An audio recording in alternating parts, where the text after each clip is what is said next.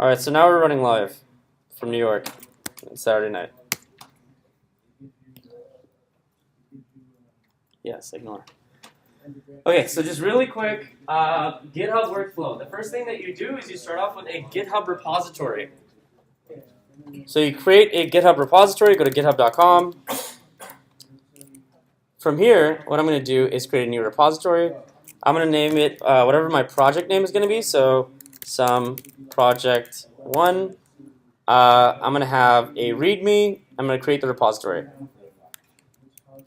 From there, I'm going to add collaborators to the project. So I'm going to go to, where is it, settings. Where's my settings? There we go. Go to collaborators, type in my password again. And then over here is where I can add collaborators. So if I add like, Saul, maybe he'll come up. Maybe he's one of those. And then I hit add collaborator. So once I add collaborator, then that person is added as a contributor to the project. Okay? So now they have permissions on the project. The person who created the repository also has the ability to set restrictions on who can merge and do all kinds of things on the application as well. So take a look at how to do that. I'll help you guys out with that if you need to. I'm trying to keep this quick though. So once you add collaborators to a project, all you need to do, yes, you have a question? Oh, no. Just stretching? Okay. So then you just clone this repository to your local machine. So let's say that I have UCLA, let's go to practice. And then I do git clone. All right. And I've cloned that project, so it's called project something. I forgot what I call it. Some project. There we go. CD'd into it, and I have the application now. So now what I can do is I can start working on the project. Now everyone should be cloning the GitHub repository to their local machines, and so they shall have access to it. Any questions about this so far? You just cloned it. I just cloned it. Yeah. Attack the clones. So I have this on my local machine. Everyone has it. The only branch so far is master, right? So if I type in git branch, I only see master. And let me increase the size of this so everyone can see. Is that better? Can someone close the light? Jonathan, do you mind just closing it? Thank you so much. All right. From here, what I do is, let's say I was designated to work on the HTML and CSS, right? That's my job. That's my role. Blah blah blah. So now what I'm going to do is, before any of this happens, we also need to add the issues into GitHub, right?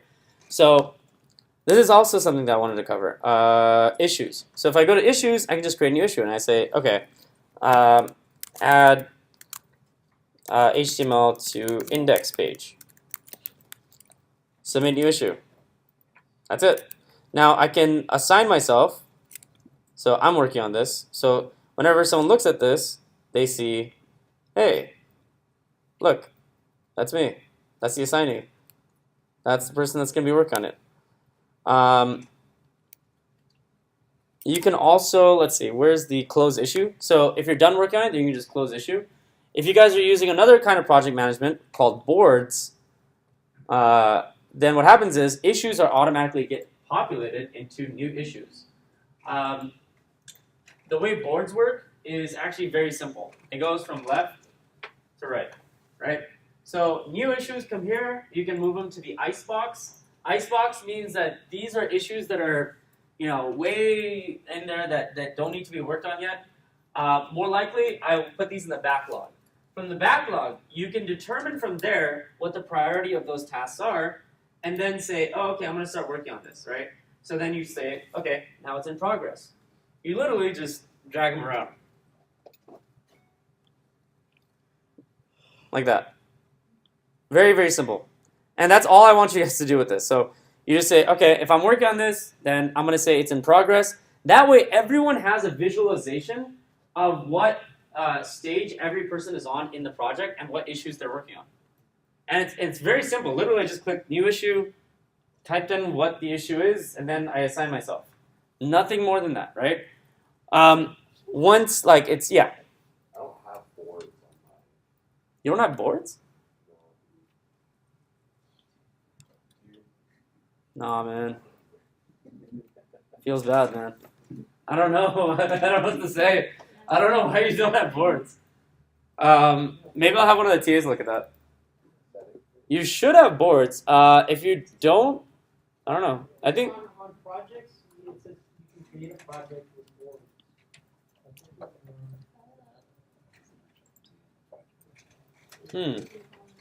Yeah, mine just automatically came with boards. Does anyone else not have boards? Yeah, I don't have boards. Really? I think it's because we haven't created a project yet. I think we have to create the project, go into the project, and then it might say board. But then I haven't created a project yet.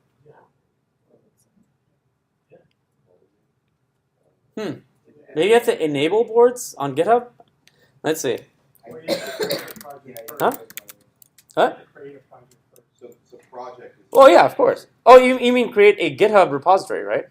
Because I didn't have to create a project. Yeah, you just created the repo, that's it. I didn't create any projects. I mean, literally says this doesn't have any projects yet. What? Let's see, GitHub projects. Ah, God. It is new. Let me see. Anyone with the read access to the repository can view the repository's project boards. To create a project board, you must have write access to the repository.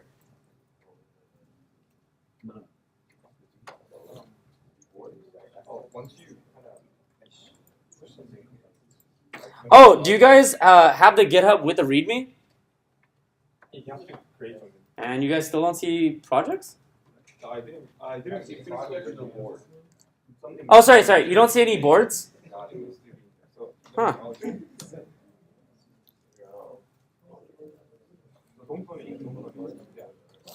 Oh, is it that I'm using ZenHub that the boards are coming from, and I might be confusing ZenHub with. I don't think this is ZenHub though. I've never actually seen that board either. I've used projects before. Just showing up. All right. So this might actually be ZenHub integration, and it's not telling me it's ZenHub. What's that?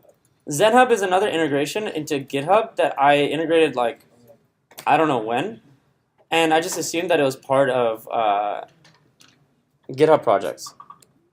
All right, let's just create a new project then. So create project, call it I don't know, project 1. Save project. Oh yeah, this is different. Sorry.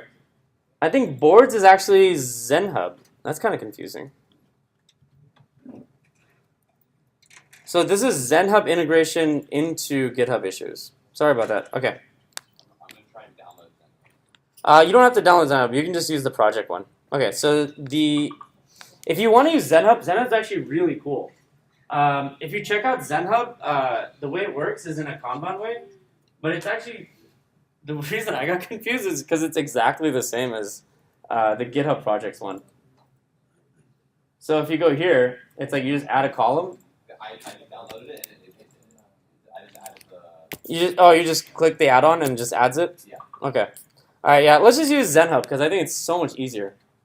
This one, it's very, very similar. All you do is add columns and you can just create the columns. ZenHub, it creates the columns for you, I guess.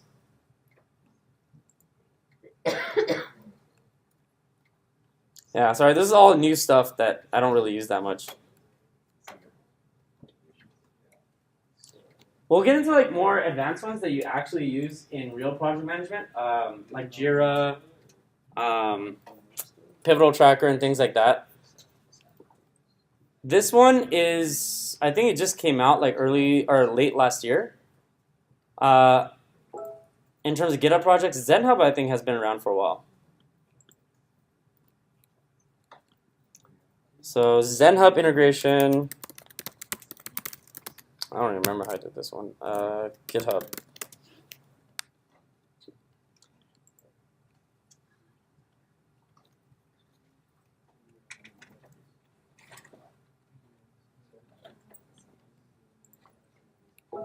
Oh, here we go.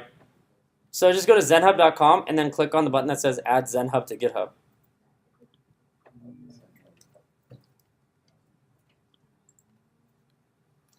still wondering if this is really ZenHub though. I'm just making that assumption. It is.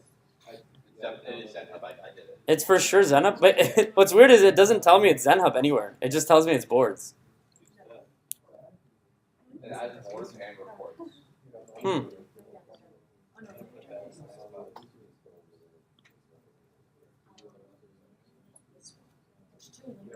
Okay. Alright, anyone else got it installed as well? I think Matt, you said. Alright, so was it difficult? No. It was like one click, right? Yeah. Okay, cool. Alright. Sorry, I totally forgot that I installed this.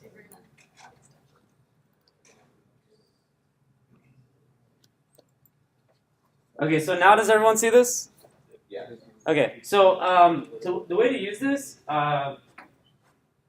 is you create an issue first and it'll automatically get populated over here in this new issues.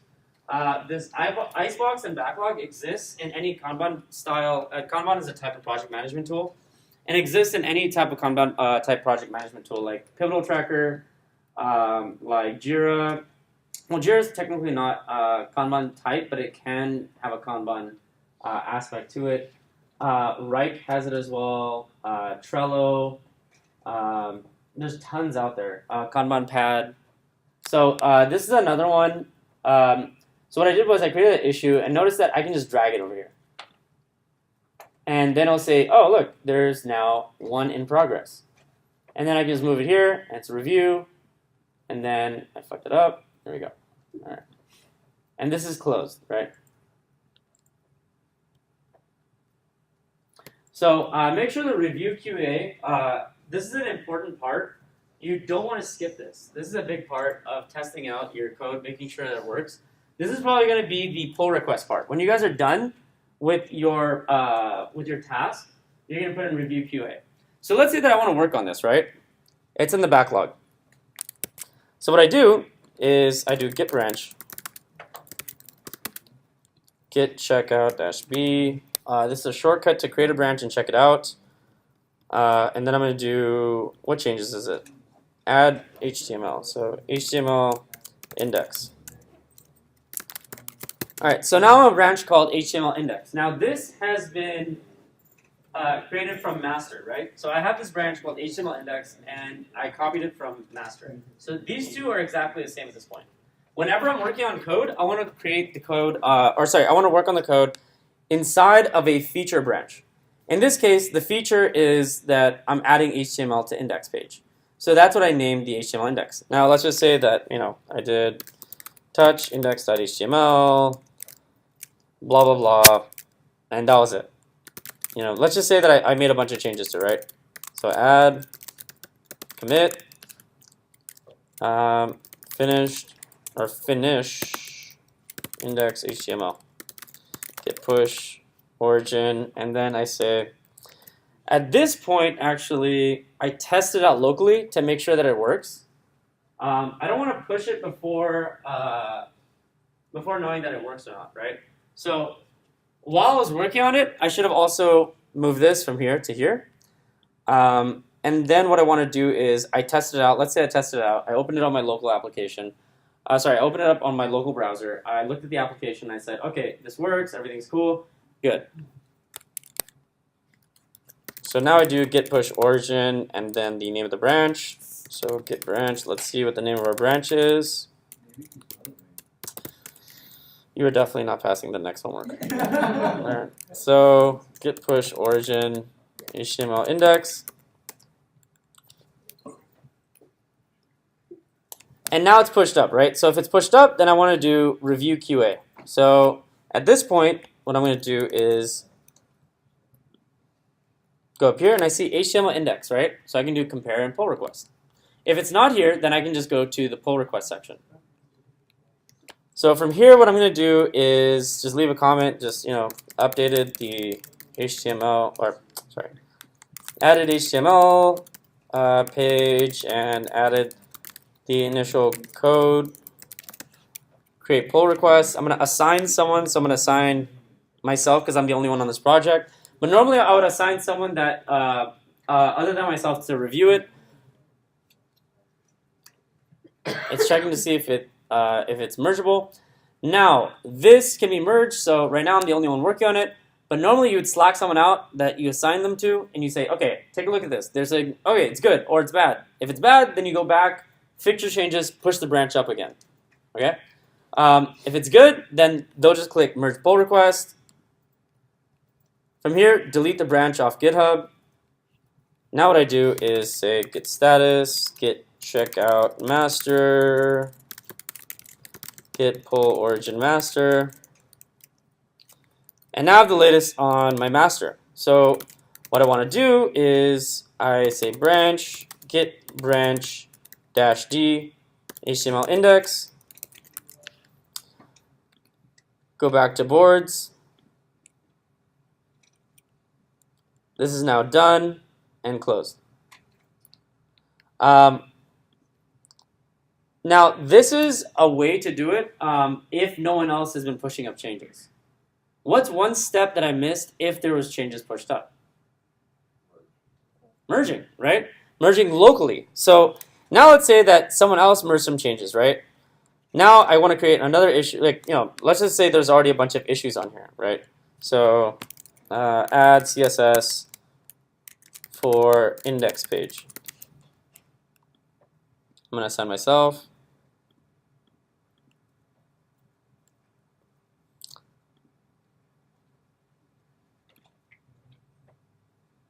And let's just put it in progress. I'm going to start working on it. All right, git branch, checkout, that should be CSS index. And what I'm going to do is, I shouldn't have capitalized index, whatever. So I'm going to work on CSS index. So, I do style.css.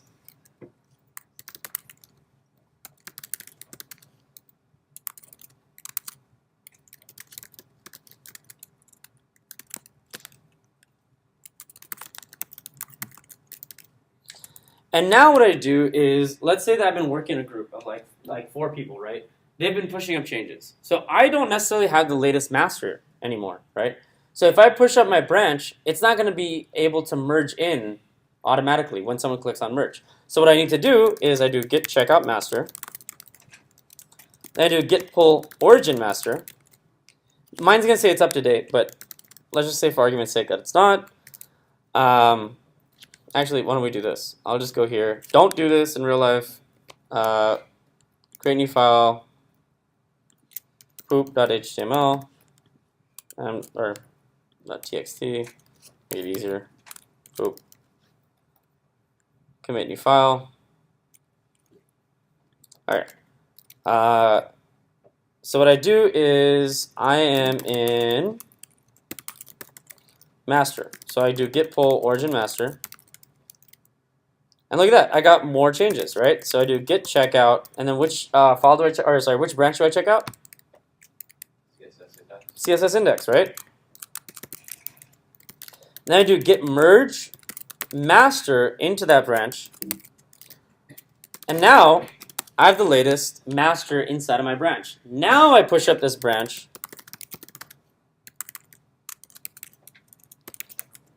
and it'll give you a warning if you don't do this anyway. And now you just go through the exact same process. You just do the pull request, create pull request, blah, blah, blah. Someone looks at it, you assign them, whatever. They take a look at it. If it's good, again, the files change. You can see the files over here. Conversations over here, merge pull request, confirm merge. Again, delete. Go back here, git checkout master. One question. Yes. What does the delete do over there if you still have to do it on your local machine? So you have the branch on 2 machines. The whole purpose of Git is to keep track, keep in sync what you have on your local machine with your remote repository. Your remote repository is your GitHub. So you're just trying to keep these in sync, right? So you had this branch only on the local machine, and then you pushed it up to GitHub. Now you merge that branch into your master. So do you need that other branch anymore on GitHub? So you delete that branch. Now, that deletion of that branch doesn't delete the one on your local machine. It just deletes it on GitHub. Okay? So now I'm back on my local branch over here, and I do git pull, and I checked out master. I do git pull origin master, and I do git. So I got the latest. Then I do git branch dash d, and I do CSS index because I don't need it anymore, and that's it. That's the whole git workflow. So any questions about that? Yes. Oh, so if you're working on CSS and someone else is working on like the logic.js, Yeah. And you upload logic.js, then they have to pull before they upload, right? But Yes. without, like when they pull, doesn't their CSS like change? It's good. It depends. If your CSS, so if your code was relying on something else and someone else was changing the exact same lines, then you're gonna get something called a merge conflict. So a merge conflict, let's just show a really quick merge conflict. Git branch, git checkout dash b, merge conflicts, merging conflict. And let's say master has some changes, so I want to make it to, let's just do like a CSS file, JavaScript file. JavaScript would be easy. Okay, so git branch. So I'm on a branch called merging conflict, and what I'm going to do is create a file called script.js, and what I'm going to do is I'm going to make some changes. So I'm going to put var meow equals gato, and then I'm just going to do that. And in master, what I'm going to do is don't do this manually. I'm just replicating as if someone merged changes into master, and now I have these changes into master. So assuming that script.js also exists here, and then what I'm going to do is say var meow or var meow equals taco.